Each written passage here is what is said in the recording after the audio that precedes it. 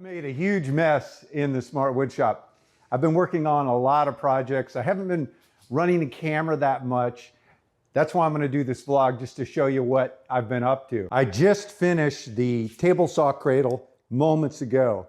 I've got it all set up. I'm pretty happy with it. This is far from the first version. This is version 3, but version 3 has had probably 6 or 8 remodels and adjustments to get it just right. It's a little heavy duty for the little saw that I have on it, but I wanted to design it to work with bigger, heavier saws like the SawStop. Of course, it would have to be scaled wider and maybe taller depending on the saw, but the way the structure is put together, it should hold anything. Instead of using a French cleat to hang off the side, I'm using this strut design to tie back all of the weight and the torsion back into the top. And it's working out really well. This is really strong. The table saw just sits on the base, and of course it's designed for the height of this saw. If I had the SawStop on, the base would be down a little bit further and the sides would be a little bit taller. But other than that, it's pretty much the same. I've cut away all the wood that I can. I like to do that. Less is more in my book. And what I did was, because I like to build everything based on this 96 millimeter spacing of the holes so that everything matches up with the bench, so that this cradle could be hung off of the other end of the table. In fact, that's where I'll probably put it most of the time. And then I'll move my SawStop back down to this end. Double table saws, very efficient. But I wanted everything to work out with like the layout of the router table. So I reworked those just a little bit, not functionally, but for layout and dimensioning, so that I would get this spacing where I'd have room for this strut cleat here that holds the table saw on, and then fill in all the way across and overhang enough that the table saw can come up close to it and have enough spacing to hook the vacuum underneath. So I really like this. Is after a lot of experience in toying with things, this is really a layout that I like. And of course, if I put that table saw on this end, then all I have to do is shift these down so that now this one would hang off of this end. And that's the nice thing about having the bench work with the 96 millimeter centers, measuring from one end or the other end. You get the same dimensioning from one side to the other. Everything is, that's the reason for the length of the bench being exactly a multiple of 96 millimeters and the width being a multiple of 96 millimeters, because then everything lays out and I can assemble this in any way that I need to. Of course, I don't need to use this all the time. This is the most advanced setup so that I can do anything when I'm remodeling or building a house. I can build cabinets and all kinds of stuff. But of course, there's a lot of times that I don't need 2 table saws. I don't need 2 routers, and I can just set up what I need. I can still just use the bench solo, or I can add the miter saw if I need it.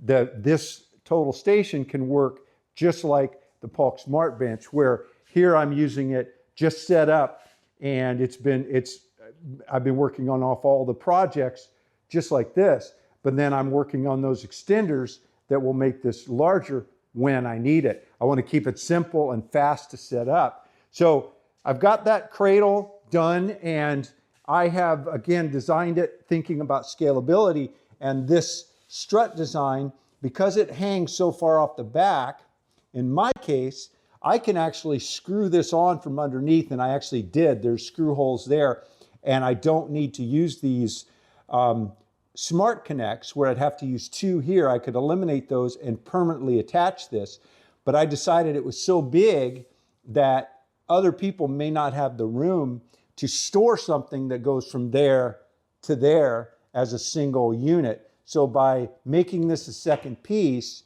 it can either be left attached, or I drilled some holes down in the bottom, in the back, and I can actually, in transport, take this and clamp it on the back. I'll show you more about that when I have the big camera set up. But a lot of attention to detail has gone into that. And I hope that in seeing the videos, and maybe when I do a more detailed video, it'll be enough information. I don't know about actually building a set of plans for it. I'm gonna leave that up to you, my subscribers and viewers. If you want a set of plans to build this, then I'd be willing to put them together, but it takes a lot of hours to do that.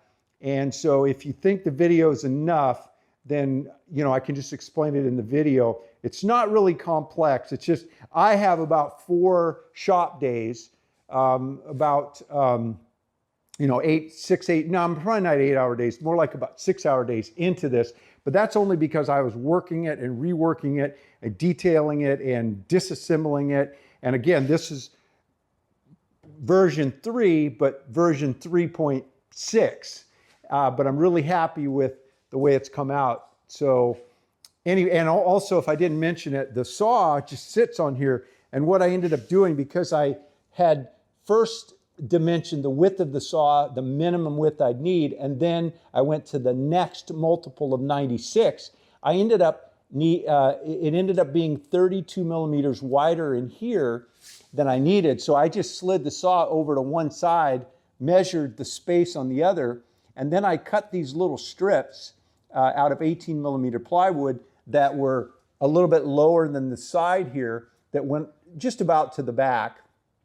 And then I ran them through the table saw and ripped them down from 18 millimeters to 16. And so I just get this wedge fit. It's not real tight, but it's just enough to keep, so the saw will line up where it does, because I wanted to do this slot here so that any accessory I built for the table saw, it won't interfere with it with the miter track. And of course, this saw only has 1 miter track. If I had 2, I'd have another one on the other side. But then what I did was I put a couple of blocks in the back, and I just figured out where the back of the feet were on the saw, and I screwed a block on each side. And so now I just bump the saw in, because you're pushing against it. You're never really pulling. It's really stout anyway, but this just aligns it. Not really critical like the miter saw, but I can just shove it in there and it's ready to use. And also, here's my mess, all my tools, the bench is full, and time to clean up and vacuum and do all of the fun stuff. My favorite part of working in the wood shop is cleaning it up. This is a boneyard. So of all the projects I've been working on, you can see this plywood and the holes I've drilled and the layouts and the detailing. These are all either going to be taken to the scrap yard, or if I can retask them and cut some sections out and use the holes, it's possible. But that's really what it takes a lot of times, is just working on it and reworking it and doing it in SketchUp, but then actually building it and working the bugs out. So I actually had quite a bit more in the boneyard than this, but it was getting a little cluttered in the shop. And fortunately, about 2 lots down from here, there is a scrap wood box that the owners have out front, and they put scrap wood and then people come by and pick it up. It's just free.